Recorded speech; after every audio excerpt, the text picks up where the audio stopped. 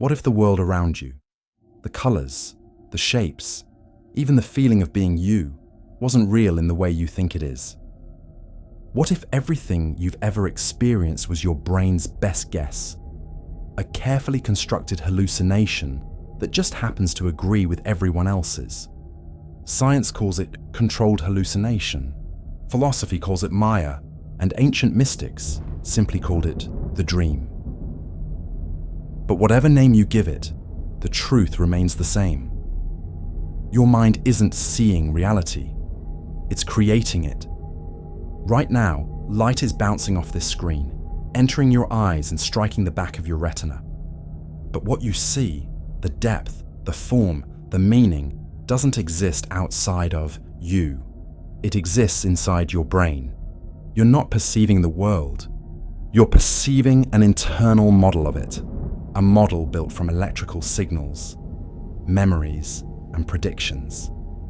This is the first illusion, the illusion that you are a passive observer, when in truth, you are the author. Your sense of time, your sense of continuity, your sense of you, all arise from neural tricks evolved to keep an animal alive in an unpredictable world. They're not flaws, they're features, but they come at a cost. Because when you mistake the illusion for reality, you suffer. In this video, we're going to explore 6 illusions that quietly shape everything you believe to be real. They are the silent architects of your world, invisible lenses your mind refuses to take off. And yet, by seeing them clearly, something extraordinary happens. The dream begins to loosen. The mind begins to open. And what remains is awareness itself. We begin with the first veil, the one that convinces you the world flows seamlessly from one moment to the next. But what if that flow was an illusion? What if right now the only thing that truly exists is this moment? Let's begin. Your brain is lying to you. Right now, as you listen to this, your eyes are blinking, your attention is drifting, and yet, you experience none of it as interruption. You feel as if the world flows seamlessly from one second to the next, but it doesn't. What you call the present isn't a stream. It's a collection of still snapshots your brain stitches together, like frames in a film reel. Each moment vanishes before the next one appears, but the mind refuses to let you see the cuts. It edits them out. Neuroscientists call this temporal integration. Your brain collects tiny fragments of time, each lasting about 80 milliseconds, and blends them into a smooth experience. It's like a cosmic editor, hiding the jump cuts between moments to maintain the illusion of flow. Without this illusion, you couldn't drive a car, play music, or even recognize speech. Continuity is necessary, but it's also a cage. Because once your mind begins to believe in the flow of time, it also begins to believe in the story of time. You start to think of yourself as a traveler, moving through it. A character who came from the past and is headed somewhere in the future. But that story isn't real. It's a psychological trick. The truth is, the past only exists as memory. The future only exists as imagination. Both happen here, in the same timeless space of awareness. Your mind built the idea of continuity so you could survive, so you could plan, predict, and avoid pain. But it also built your anxiety, your nostalgia, your endless reaching toward what's next. Because once you believe in the flow of time, you believe that what you want is always somewhere ahead. That's why meditation, or psychedelics, or moments of deep awe feel so strange. They temporarily break the illusion. For a second, you drop out of the timeline. You stop chasing, and what remains is now. But here's the paradox. Even when you know this illusion exists, you still experience it. Awareness can't simply turn it off. The movie keeps playing. You just realize that you're not the character anymore. Think of it like waking up during a dream. The dream continues, but something in you knows it's a dream. You stop clinging to it. You stop taking the story so seriously. That's what it means to wake up inside time. To realize that what you call a life, a beginning, a middle, and an end, is just a narrative playing inside an infinite stillness. There is no flowing river of moments. There's just the mind pretending.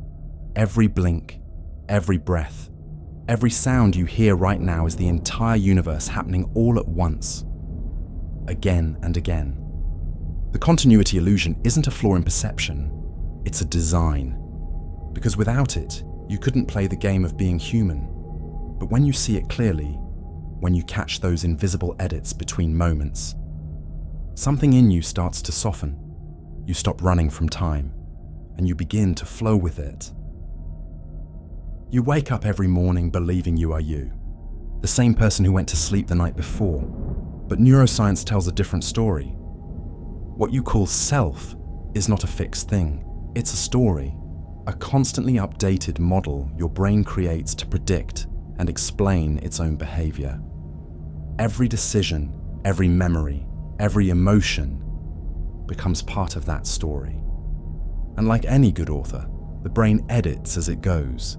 It hides contradictions. It rewrites scenes. It adds motives that were never there. Your sense of continuity, of being the same person across time, is an illusion of narrative coherence. You are not one self, you are many. A shifting chorus of selves that take turns speaking.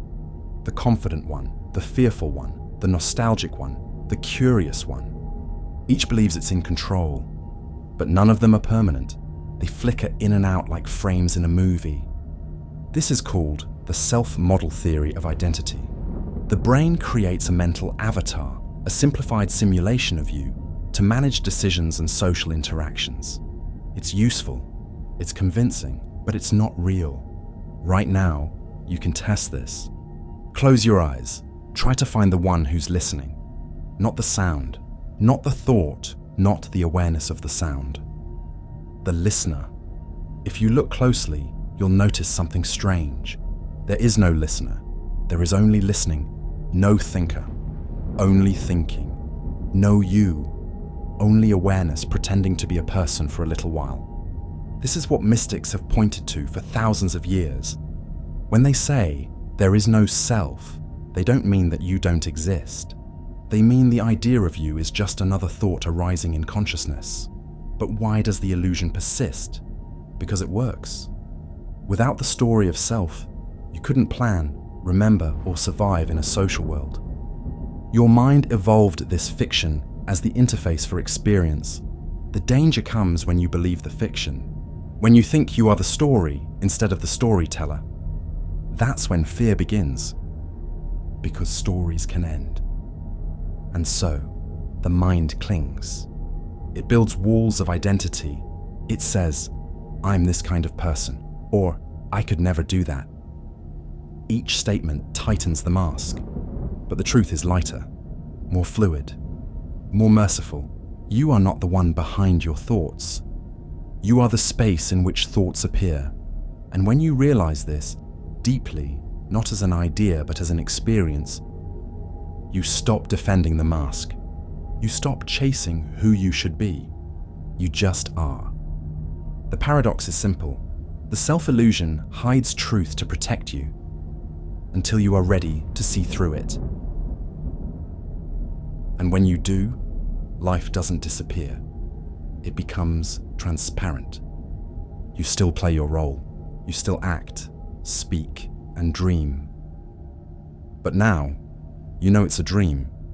You wear the mask, but you don't mistake it for your face. When the illusion of self falls away, what's left isn't emptiness, it's freedom. And it's from that freedom that we begin to notice the next illusion.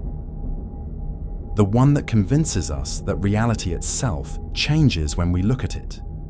Every moment you open your eyes, something impossible happens.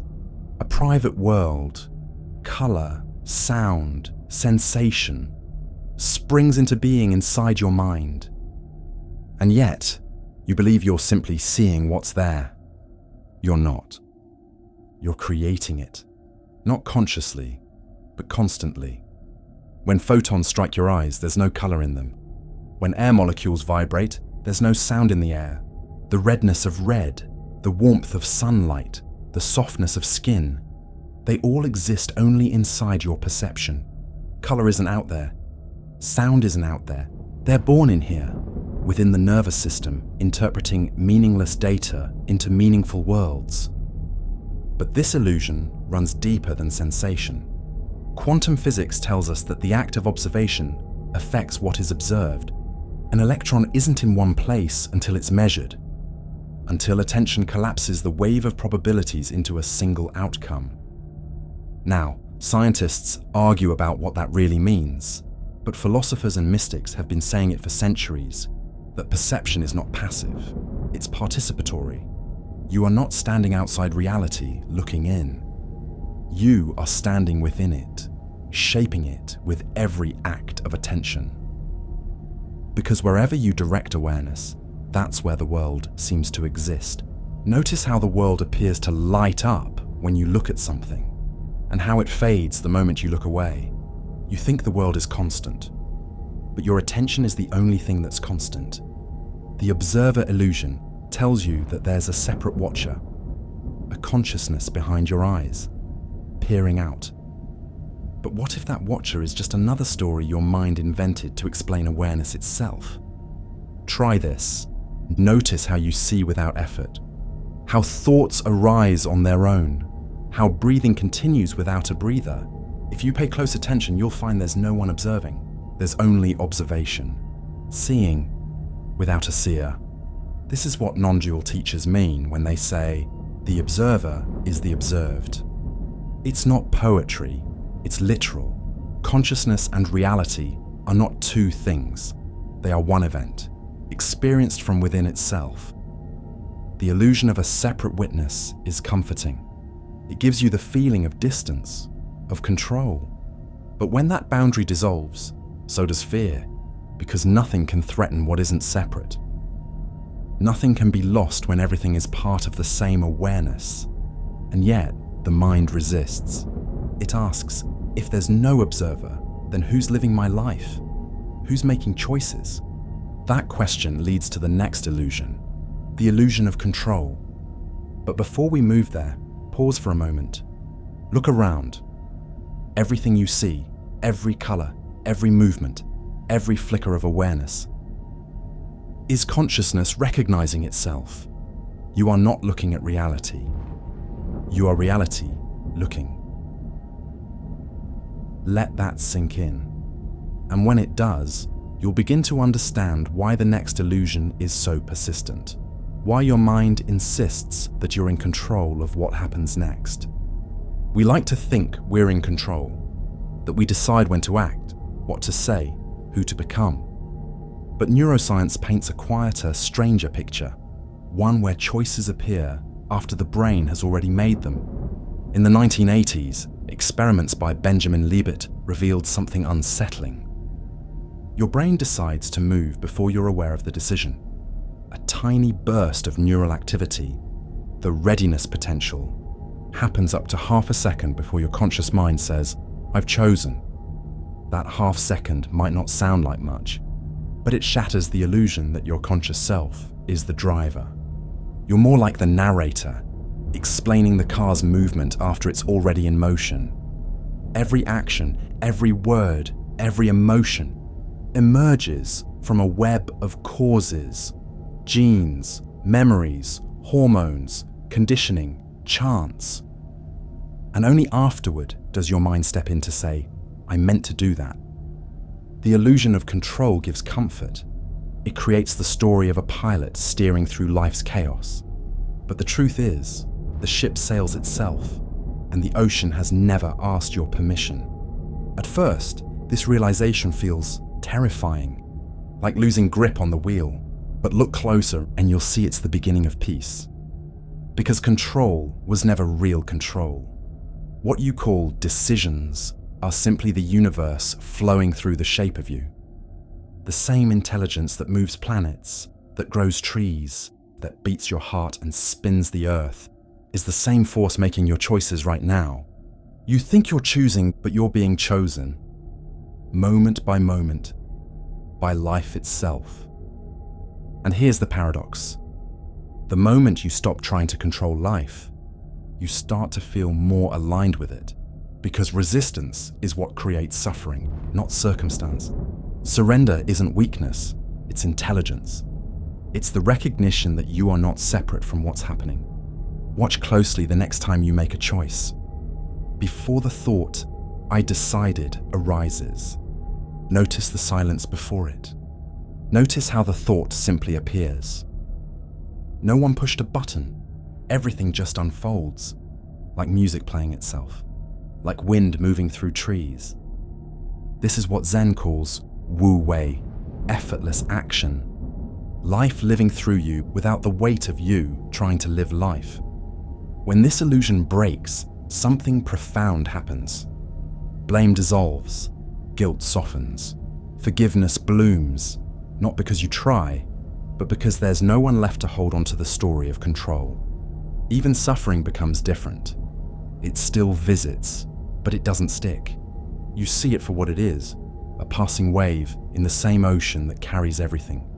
And in that realization, you find a deeper rhythm, a trust that doesn't depend on knowing what comes next. The illusion of control never really ends. The mind will keep trying to steer. But once you've seen behind the curtain, you can smile as it does, knowing that even that impulse to let go wasn't yours either. When control fades, what remains is flow. And within that flow, a new illusion emerges. The one that says the world is made of opposites, light and dark, good and bad, self and other. That's the next veil. The illusion of duality. The mind loves to split the world in two. Good and evil, life and death, you and me. It believes the only way to understand reality is to divide it. But this division isn't in the world, it's in perception. The universe itself doesn't draw lines, consciousness does. Every contrast you see, light and shadow, up and down, creation and destruction, exists because the mind can only notice differences. Without dark, there's no word for light. Without silence, there's no concept of sound. But what if the opposites were never separate? What if they were two sides of the same current? A single motion pretending to be divided. Ancient philosophies hinted at this. Taoism calls it the 10,000 things, all expressions of one underlying flow. The Tao doesn't choose sides, it just moves. Your mind, however, fears the middle. It wants to pick a side. It wants right over wrong, winning over losing, life over death. But to consciousness itself, those distinctions are like waves arguing about which part of the ocean is better. Look at a candle. Is the flame separate from the air that feeds it? Or are both parts of the same process? One transforming into the other in perfect rhythm. Even pain and joy move like this. One gives birth to the other. Every heartbreak cracks the shell around empathy. Every loss deepens the capacity for love. The illusion of duality hides unity behind contrast. It convinces you that this and that are opposed, when in truth they define each other. Without the idea of me, the idea of you wouldn't exist. Without suffering, compassion wouldn't mean anything. Without impermanence, beauty would lose its weight. Duality creates meaning, but unity creates peace. And when the illusion of separation fades, something new appears. Not a blank void, but a stillness that includes everything. In that stillness, there is no longer good or bad, only what is. The dance continues, but you're no longer just a dancer. You are the rhythm itself. When you stop clinging to one side, you realize they were never sides at all. Every inhale contains an exhale. Every life contains its death. This is not something to believe, it's something to see. Look deeply at anything, a tree, a sound, your own heartbeat, and notice how opposites are nested within each other. The illusion of duality ends when you stop naming it, when silence replaces judgment. Then light and shadow become one gesture. Gain and loss become one motion. Birth and death, one happening. And from that realization, a quiet humility arises. You no longer try to win against life. You participate in it. The mind may still whisper, "This is good, that is bad." But awareness hears it, smiles, and stays silent. Because silence is not the opposite of sound. It's the space that makes sound possible. And that's what you are. Not the sound, not the silence, but the space where both appear. When duality dissolves, all boundaries fade. There's no self to defend, no world to conquer, only the infinite awareness that dreamed them both. And in that stillness, the final illusion begins to shimmer, the one that hides in every question we've ever asked. What does it all mean? Breathe. Let everything you've heard settle. The stories of time, self, control, and duality. All ripples returning to stillness. Notice the silence between each sound. Notice the stillness between each breath. This silence is not empty. It's full. It's alive. Now we arrive at the final illusion, the one your mind will never stop chasing, the illusion of meaning. It moves beneath every question, every invention, every prayer. Why am I here? What's the purpose? What does it all mean? But what if meaning itself is a mirage, a pattern your mind paints over infinity just to feel safe? From an evolutionary view, it makes perfect sense. Meaning helps us survive. It turns chaos into stories, accidents into lessons. It makes us feel that the unpredictable is understandable. But beyond the survival instinct, meaning becomes the mind's favorite toy. A game it can never win, because the more you seek, the more questions unfold. Every answer gives birth to a deeper question. Every conclusion opens another door, and the universe stays silent. But that silence isn't mocking you, it's inviting you, because meaning was never hidden in the world. It was always flowing from you. Your mind creates significance where none is required. The way a painter fills an empty canvas, the way music fills silence. Meaning isn't discovered, it's composed. When you stop chasing meaning, you start creating it effortlessly, through your attention, your presence, your love, through the simple act of being alive and aware. The paradox of this illusion is beautiful. There may be no ultimate meaning, and yet, everything is meaningful. Because awareness itself, the capacity to experience, is meaning enough. When people talk about enlightenment, they're not finding some grand cosmic answer. They're realizing there was never a question, meaning purpose, direction. They were stories written on the surface of the ocean. When the waves settle, you see that the ocean never needed them. You can still play the game. Love deeply, build things, seek beauty, tell stories. But now you play lightly. You know it's a dance, not a duty.